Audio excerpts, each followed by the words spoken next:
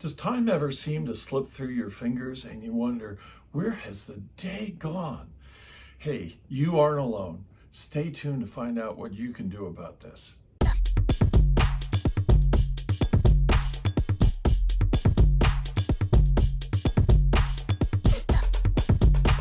Hi, this is G.H. Clade for Coaching ADD. And time is different for people with ADD. People with ADD have what are called deficiencies in temporal processing abilities. People with ADD think about time differently, and it's sometimes complicated by the fact that oftentimes they don't think about what the future consequences will be, much less the past. It's been often said that people with ADD live in a curvilinear world in terms of ADD. They are very present focused, and you probably realize that this has occurred for you. If it's out of sight, it's out of mind. Russell Barkley famously said, by the time you think about it, it's too late. Being more in the moment means that you are more heavily influenced by external circumstances. These things will pull you away from the longer term projects that you wish to do. And this can be all kinds of external stimuli. It can be the social media calling out, you have mail. If you haven't turned that off, boy, cut that immediately. The often result is increased distractibility. Let's take a moment. If this is proving to be a useful video for you, thump that like button. It pushes this out in the algorithm so more people can see it and use it. What do we do about the fact that time is different for people with ADD? One of the first steps to do is establish a morning routine. But important in that regime is that you start it at the same time and have a finish time. And as you're getting started, as this is basically enmeshing into habit, you want to make sure that you are really aware of the start time and the finish time. The start of the day is probably the most important time of your whole day. It's where you can review what is on your agenda for the day. Review your schedule. What are you going to have to be doing later in the day?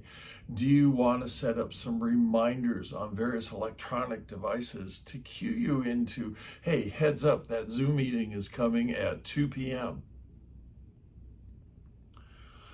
One of the things I like to suggest that people do is think about what are the 3 things that if they accomplish in that day, they'll feel like the day was successful.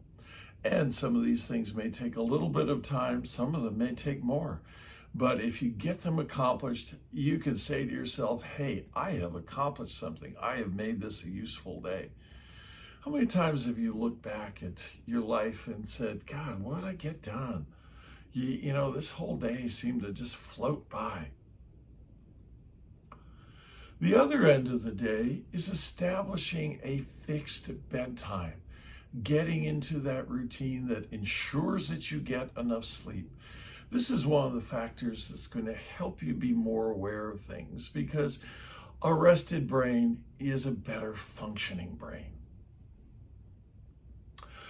Consider using internet limiting devices. If you're inclined to go down that rabbit hole, and who isn't, it may be helpful to have this external force saying, no, you can't use the internet during these hours. One of the things I like to have people do is have clocks visible. You can see one in the screen over my shoulder. When I'm at my desk, I have a clock. And this is in addition to the one that I set up on my computer screen. The difficulty is people have poor temporal awareness. And so keeping that passing of time in front of you is really important for achieving time boundaries, period. The other thing that I really like to utilize, and I've mentioned this in a number of videos before, is the visual clock. And what a visual clock really does is it puts you in touch with that passage of time. It is Selwyn's law that a task will expand to fill the amount of time that it has available to do that task.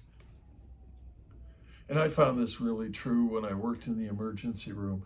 Those slow days were painful, and it took me much longer to do each individual piece of work during those days. I was far less efficient than when I was really busy because I had that sort of looming over my shoulder. There are more intakes that need to be done. Got to get moving, got to get this one done. One of the things I like is that whole notion of creating external responsibility. This is a powerful motivating force. And how it works is you basically tell a coworker or a family member that, hey, I am going to do this particular task by this time. I take lessons from the mastermind group that I was once in. We would set up goals for the week, and we would publicly state that I'm going to accomplish X, Y, and Z before our next meeting. And let me tell you, you did not want to come in front of that group and say, hey, I kind of sloughed off, I never got to it, and I let other things get in the way. You just didn't want to do that. And when you set up external accountability, that really means that someone else knows that you have made a commitment to do something. The other aspect about time is time needs boundaries. It's not enough to say that you're going to do a particular task. You need to decide when and what time you're going to allow it to have. You can look at this as much like the prospect of trying to keep a patch of sand dry as the tide comes in. Unless you stick a boundary around it, time will fill in. Unless you stick a boundary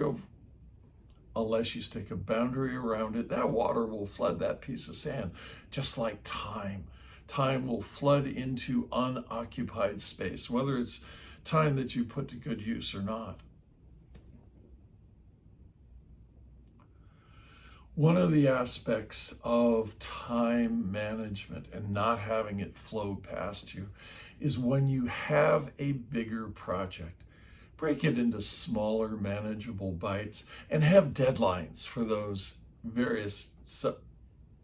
break it into smaller manageable bites, have deadlines for those smaller pieces of the larger project, and give yourself rewards for getting it done in a timely fashion.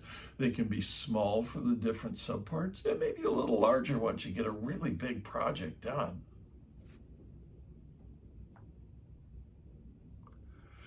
Rewards are really important, and taking good care of ourselves is important as well.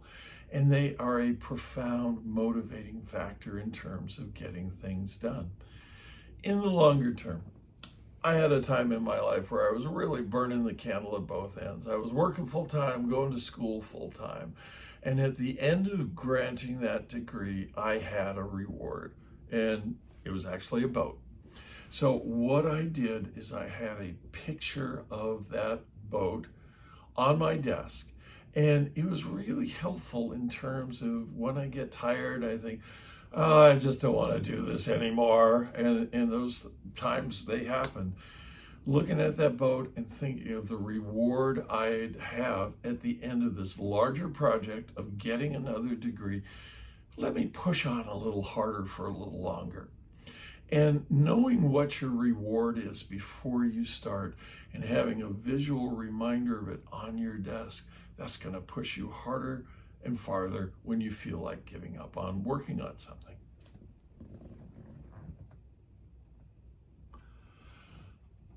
One of the things I like people to think about is what is the financial cost of you not meeting time goals?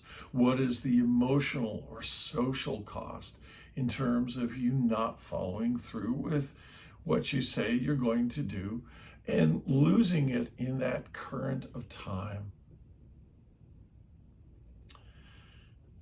I make this analogy in the book I have on the optimized college student, that each particular class costs you a dollar amount.